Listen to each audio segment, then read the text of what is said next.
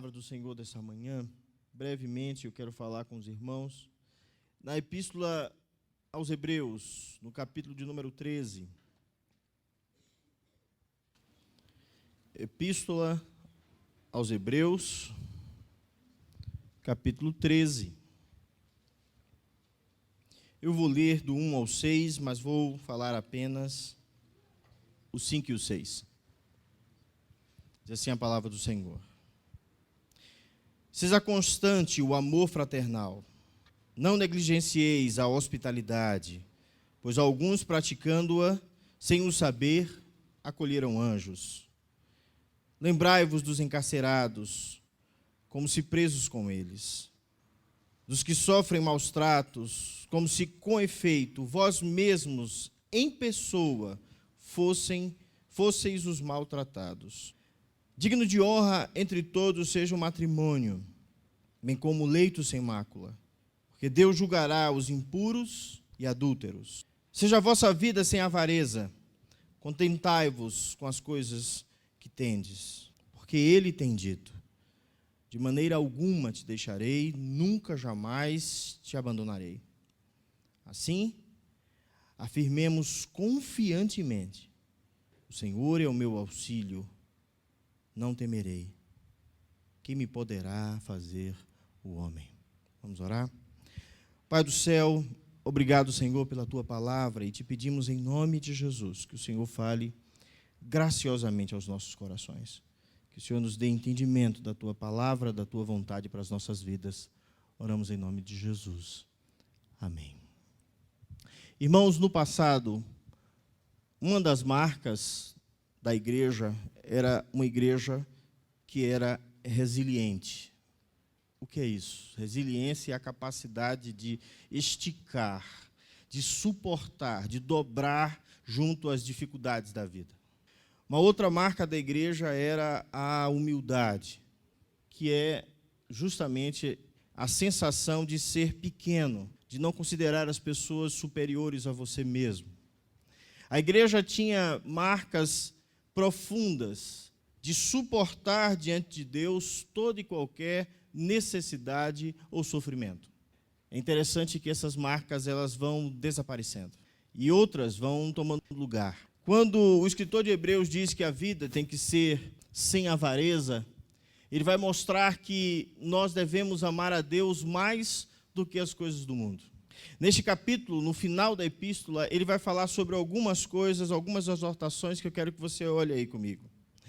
No verso 1, ele diz para não deixar o amor fraternal, o amor uns aos outros, para que isso não seja abandonado, para que a igreja cuide uns dos outros. Ele vai falar sobre praticar a hospitalidade no verso 2, que é abrir a sua casa, as suas coisas e dividir com os seus irmãos. E ele diz que alguns hospedaram anjos nas suas casas. Ele vai falar que nós devemos lembrar dos presos e de outros que são maltratados no verso 3. A linguagem é sempre de olhar para o outro. E ele vai falar sobre manter o casamento em honra, abstendo-se da fornicação e do adultério, no verso de número 4. Ele vai mostrar verdades espirituais, e eu acho interessante que muitos cristãos, até aí, eles entendem muito bem e buscam viver essas coisas, sobretudo o verso 4, porque nós achamos a pior coisa do mundo são os pecados sexuais. Esses são terríveis, né? Entendendo que a sexualidade é uma bênção dada por Deus, é uma volição que todo ser humano tem, mas que precisa ser canalizada para o local correto, para satisfação no casamento, segundo a palavra do Senhor. Contudo, quando chega no verso 5, é interessante como é difícil não sermos cobiçosos. Como é difícil para a cristandade não se apegar e não amar a riqueza. Porque esse é o significado da avareza. É interessante que nos versos de 1 a 4, ele fala contra a concupiscência da carne, que é o desejo da nossa carne de não dividirmos as coisas que temos com os nossos irmãos, de não estarmos envolvidos com eles e de amarmos como a nós mesmos. Mas no verso 5 ele fala de uma outra concupiscência. Ele vai falar da concupiscência dos olhos. A carne são as volições e os desejos, e os olhos aquilo que batemos o olho e desejamos. É diretamente o pecado que fala a lei do Senhor no 10º mandamento. Não desejai nem a casa, nem a mulher, nem a grama, nem os animais, nem os servos, nem nada do vosso irmão. E é o fechamento das 4 coisas que ele está dizendo antes. Se eu for avarento, de forma nenhuma eu vou amar o outro, porque eu não vou saber dividir a minha vida com ele. Eu não vou ser hospitaleiro, porque eu não vou abrir a minha casa para ninguém. Eu não vou me preocupar com quem está preso ou com quem está sofrendo, porque eu só me preocupo comigo mesmo, e com aquilo que eu posso arrebanhar para debaixo dos meus braços, as minhas posses. É interessante que o nome Caim significa possuidor, aquele que possui, aquele que quer o mundo para si. E a Bíblia, ela fala diretamente contra isso. Tanto a concupiscência dos olhos quanto a concupiscência da carne são contrários ao amor do Pai. João, na sua primeira epístola, no capítulo 2, nos versos 15 a 17, ele diz: não ameis o mundo, nem o que no mundo há. Se alguém ama o mundo, o amor do Pai não está nele.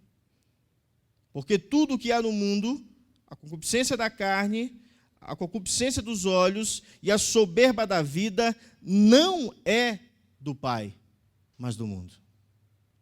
É interessante que nós abandonamos isso para buscar justamente através de Deus tudo o que o mundo pode me dar. Como amamos as riquezas, como amamos os bens, como amamos usar as pessoas, como amamos essas coisas. Como o dinheiro virou algo importante dentro da cristandade.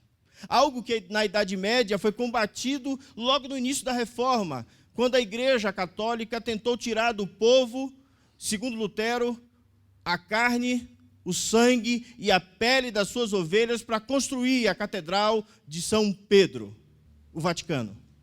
E como isso foi batido duramente por Lutero, e como isso foi compreendido pelos outros reformadores, e a igreja voltou a fazer as mesmas coisas. A ensinar o povo a amar o dinheiro. Agora é interessante que naquela época, eles davam seu tudo, as suas casas, tudo que eles tinham para salvar a sua família. Hoje mudou bastante, as pessoas dão tudo a Deus para ter mais, para possuir mais. A teologia da prosperidade é exatamente isso, irmãos. Vai de encontro a Deus e vai de encontro à sua palavra. A cobiça ou a avareza é um forte desejo por coisas materiais, e isso é fortemente condenado na Escritura. Nós fomos ensinados na palavra de Deus a amarmos o céu e desejarmos viver lá. Abrirmos mão daquilo que temos para dividir com aquele que não tem. Jesus nos ensinou que devíamos tomar cuidado com a avareza.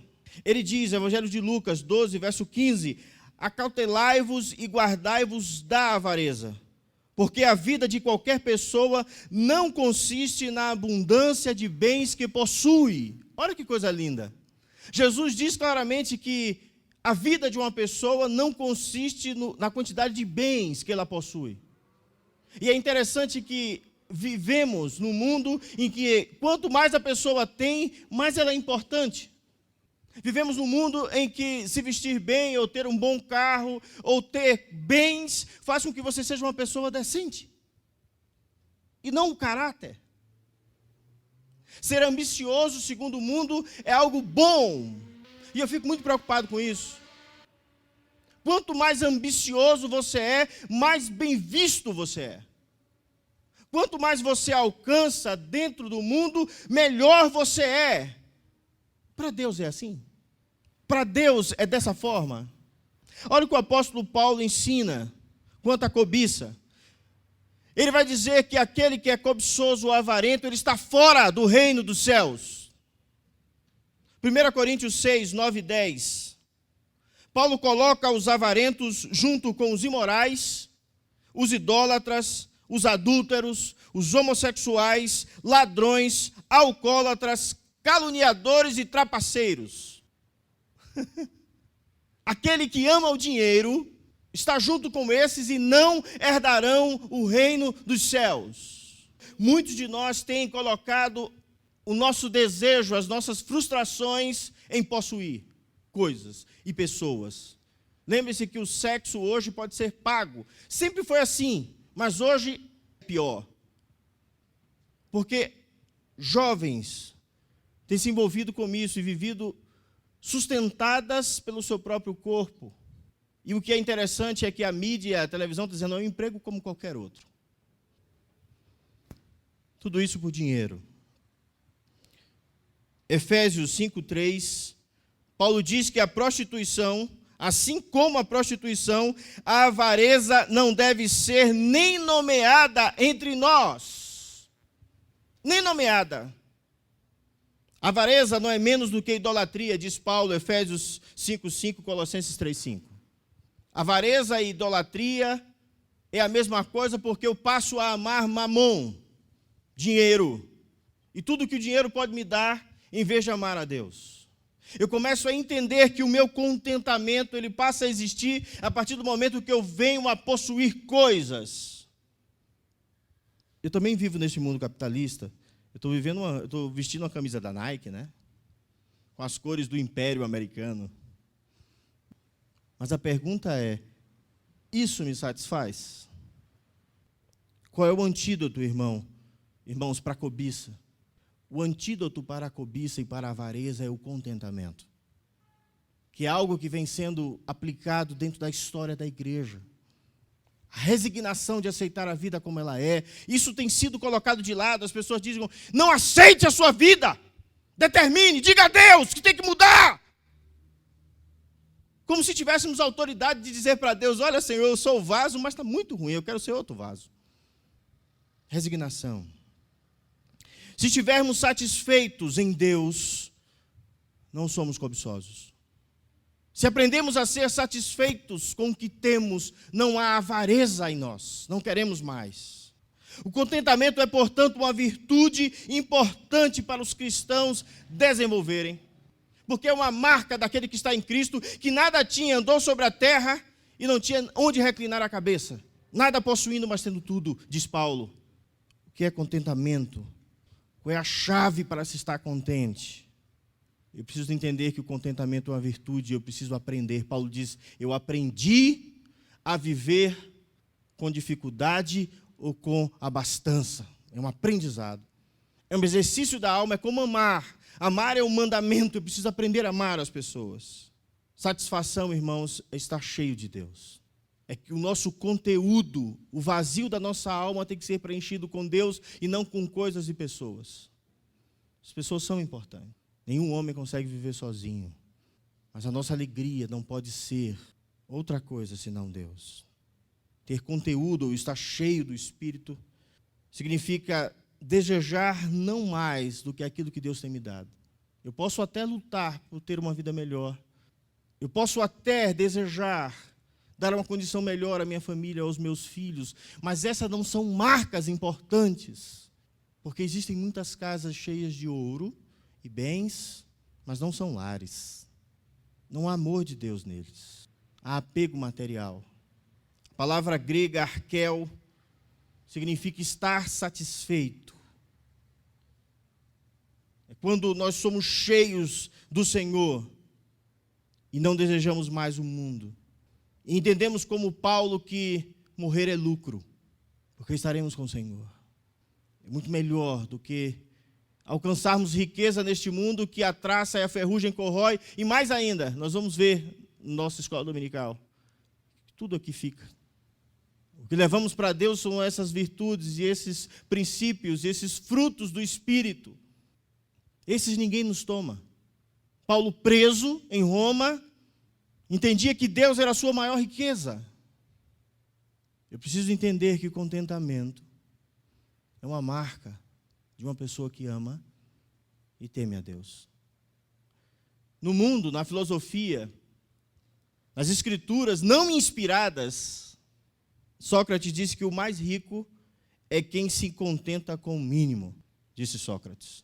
Esse é o mais rico.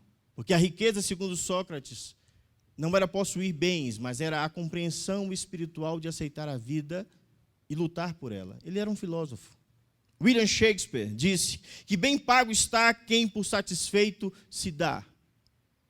Lao Tse, um provérbio chinês, diz assim: quem está contente jamais será arruinado. Pessoas que amam tanto o mundo e têm desejo de tantas coisas que se arruinam e deixam de viver o que é mais importante.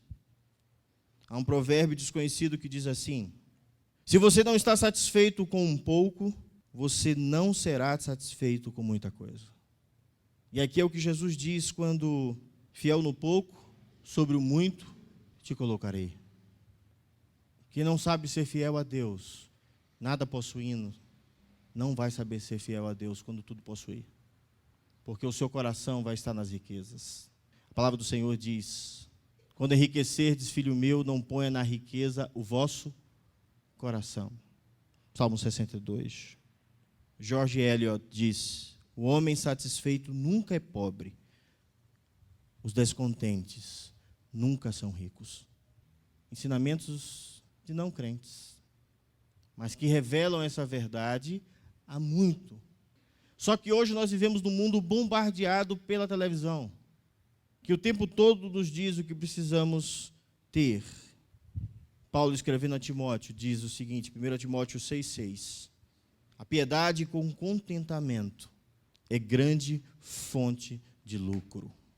A piedade com contentamento é grande fonte de lucro. A vida piedosa em Deus, contudo, com contentamento. Aqui o viver piedoso ele é expresso na devoção ao Senhor Deus. Isso é de grande valor apenas quando acompanhado com contentamento. Quando eu estou descontente com a minha vida, eu estou dizendo: Deus não cuida de mim. Porque, como vimos, a falta de contentamento torna qualquer serviço a Deus sem valor. Nessa manhã, eu quero que você repouse o seu coração no Senhor. Ele é o nosso supremo pastor. Ele é aquele que supre todas as nossas necessidades. Ele é que nos guarda todos os dias. Nós precisamos confiar em Deus. Seja a vossa vida sem avareza. Contentai-vos com as coisas que tendes, porque Deus tem dito: de maneira alguma te deixarei, nunca jamais te abandonarei. Eis que eu estou convosco, até a consumação dos séculos. Vamos orar? Pai, nós nos curvamos diante da Tua palavra. Reconhecemos, ó Deus, as nossas fraquezas. Reconhecemos a concupiscência dos nossos olhos que, como Eva, nos faz desejar este mundo e desejarmos sermos autossuficientes. Nos faz entender, ó Deus, que este mundo passa, que daqui nada levamos, que a verdadeira espiritualidade está em dar, porque melhor é dar do que receber. Que a verdadeira vida está em sermos segundo o coração de Deus, segundo o nosso Senhor Jesus Cristo, que tem nos ensinado a amar o Senhor sobre todas as coisas e o próximo como a nós mesmos. Liberta-nos, ó Deus, de nós mesmos. Liberta-nos, ó Deus, desse mundo e tem nos mostrado tantas coisas que nós não necessitamos. Nos dá alegria de estarmos contentes com o Senhor, porque ainda que a figueira não floresça, ainda que a vide não dê o seu fruto, ainda que o fruto da oliveira minta, ainda que nada esteja funcionando, nós nos alegraremos no Senhor. Tu és o nosso quinhão, Tu és a nossa força, Tu és o nosso contentamento. Oramos em nome de Jesus. Amém.